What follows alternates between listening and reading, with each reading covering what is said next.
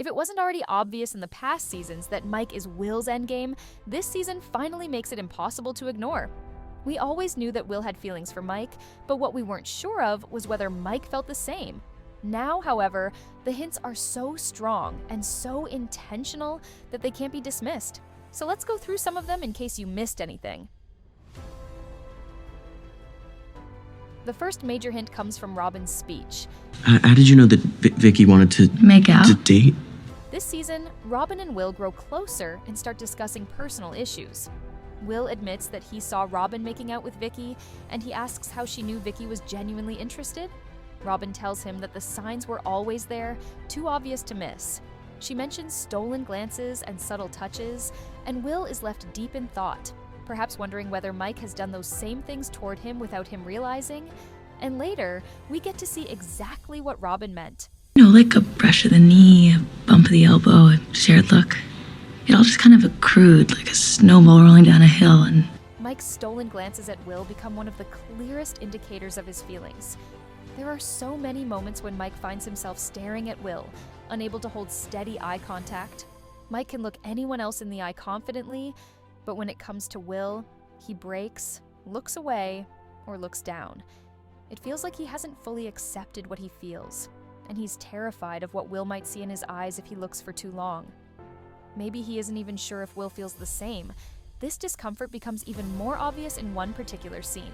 Mike, Will, Murray, Sinclair, Robin, and Joyce are walking together, but as the others move ahead, Mike and Will naturally slow their pace. They fall behind the group, closer to each other than they probably realize, and their hands hang in a way that makes it look like they want to hold each other, but are too afraid to make that move. In this moment, Sinclair jokingly mocks Derek by saying it's funny how the fate of the world depends on someone so weak. Joyce replies that sometimes people just need someone to believe in them, and they can do amazing things. As soon as she says that, Will looks at Mike, and Mike immediately looks back. Without hesitation, Mike starts giving Will motivational words. He tells Will that he is almost as powerful as Vecna, and that he can fight him, almost as if he's saying, "I'm the one who believes in you." The way they look at each other during this moment says everything. They are blushing, drawn to each other, and Mike eventually gets overwhelmed and walks away, leaving Will standing there, lost in thought. Robin sees all of this from afar, and it's obvious she understands what is happening. Later, she gives Will a speech about being himself and believing in himself, encouraging him, in her own way, to stop hiding what he feels for Mike. But the biggest proof that Byler is happening is the complete lack of a romance between Mike and Eleven. Across all 4 episodes, Mike and Eleven have only one scene together as a couple, and even then they share no romantic moment. Despite being away for a long time training, while dangerous people were after her, Mike never seemed worried about Eleven's safety. He didn't look sad or concerned, and he didn't wonder if she was okay. But he always worried about Will. When Eleven returns, Mike isn't even excited. They hug like ordinary friends and there's no kiss. You can see Eleven expecting something more, but Mike holds back. This makes it clear that the creators are preparing us for their breakup. Having Mike suddenly dump Eleven would create tension within the group, so they're making it look like both of them have naturally outgrown the relationship. After they mutually drift apart, Mike and Will finally be free to explore what they feel. Even Mike's words during his motivational speech show it. When he tells Will that, "And with 11 in the upside down, we really need some magic up here." he isn't talking about fighting Vecna.